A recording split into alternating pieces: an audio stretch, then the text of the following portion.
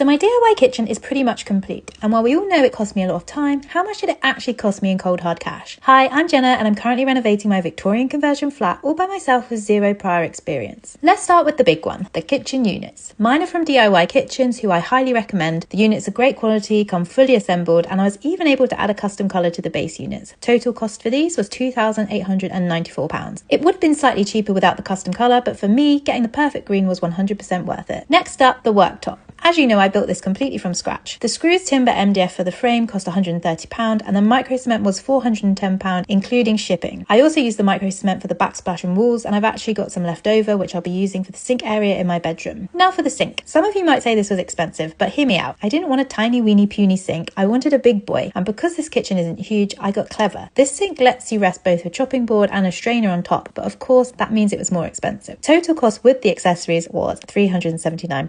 Oopsie. Now every sink needs a tap, and I may have spent more than I needed to here as well. I wanted one of those pulley out hose taps, but one that still looked sleek. Most of them have chunky ends, and I just didn't want that. So this one set me back £176, but she is beautiful, so I'm okay with it. On to the appliances. I kept it practical here, nothing super high end, just solid reviews and space conscious choices. My dishwasher was £299, my oven was £249, and my integrated fridge freezer was £469. All of those were from Beko, and then my hob was £126, and my extractor fan was £155. Both of those were from Cookology. Then we come to the feature cooker hood. I was able to make this mostly from timber and MDF left over, so the most costly bit was the wood paneling for the front, which came in at £127.50. But come on, that was totally worth it. Last but not least, the hardware. My brass pull bars were £75 with a few spares, and the Amazon knobs were just £14, which means my grand total for this kitchen is £5,503.50. So what do you think? Did I spend my money wisely, or would you have done it differently?